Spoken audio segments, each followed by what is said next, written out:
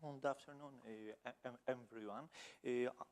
I will tell you today about quite unusual biocoenosis of tabulate corals and crinoids.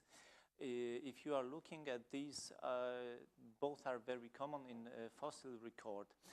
And usually, if they are syn vivo, they display a variety of different interactions.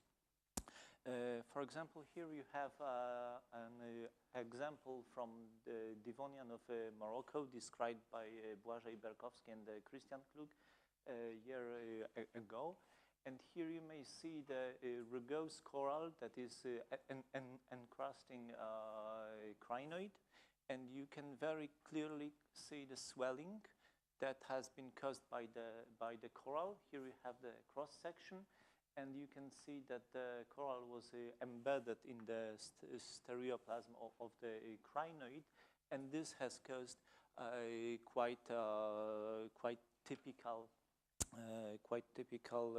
reaction that is also well known from modern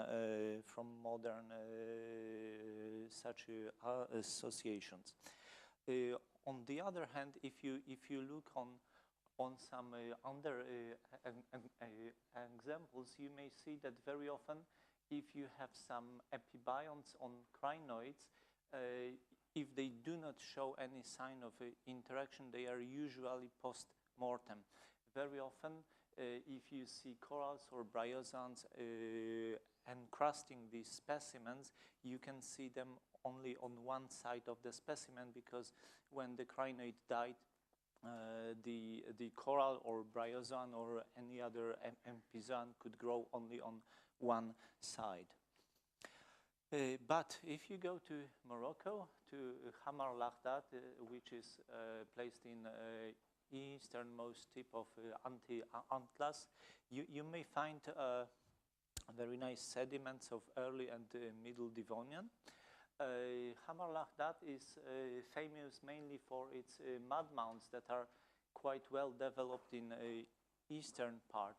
But if you go to the westernmost part, these mud mounds are not that well developed, and our material comes from this side on the westernmost tip of Hamar Laghdad.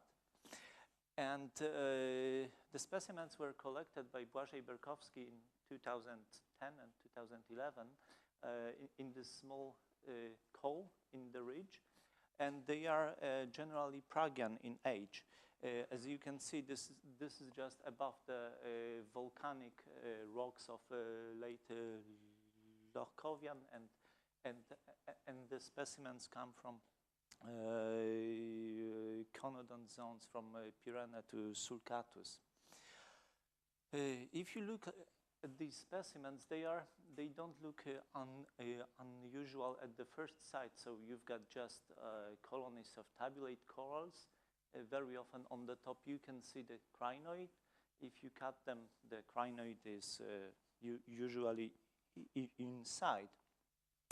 And this is quite difficult to determine the crinoids, because they are usually very poorly preserved. These are, we were able to identify three species, but the coral that is overgrowing this is just a single species of favositid. Generally, first thing that is not very usual is that these corals overgrow very long sections of crinoids, up to 34 elements. So this is quite unusual, because if you think that a crinoid is living, this is okay. But if the crinoid was already dead, they usually were disarticulated, and therefore this shouldn't be so long. So this is one of signs that we think that this was a syn vivo interaction. Besides, the other thing is that very often, in nearly all cases, corolla grow perfectly around the crinoid. So generally, if you cut the specimens, you don't have any signs of interactions. You don't see any kind of swellings or or thickening of the crinoid. In most cases, corals are sticked very closely to the crinoid, which in normal case would suggest that this was post-mortem encrusting. But in some places we have such small gaps between that would, on the other hand, suggest that this was syn vivo growing, and probably there was some epidermis between the coral colony and the crinoid. Corals are very diversified in shape, from nearly hemispherical to very elongated, but on all specimens you see that the crinoid is generally of very uniform diameter. And here you can also see that the crinoid is preserved on very long sections. So if we also look at the orientation, most of material is with centrally placed crinoid, but some of them are quite bent. And if you also look at the coral colony, this is developing on the arched side of the crinoid. How can we interpret this? Well, we think that at the bottom of crinoids, when the corals were growing, these were these circular colonies.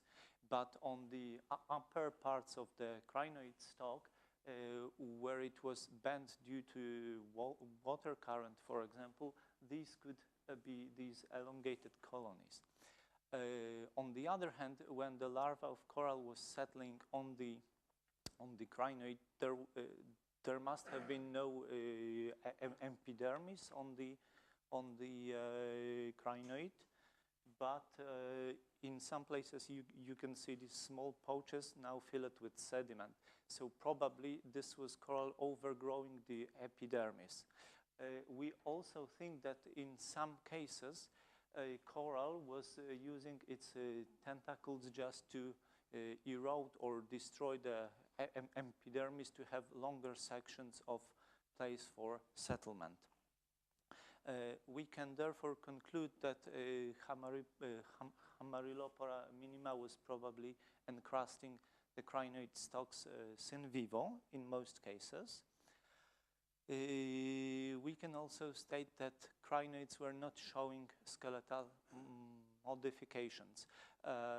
We can infer that probably coral was profiting from nutrient-bearing water currents, so this was the profit for the coral. But on the other hand, the crinoid was losing stalk flexibility, and this is why we classify this interaction as slight parasitism. Finally, we can state that we are not able to decide precisely whether these stalks were preferentially encrusted by this coral, but we can speculate that these arched specimens were placed in the upper sections closer to the calyx, and these that are round were probably slightly lower, and both were profiting from unidirectional currents with nutrients bearing. Thank you very much.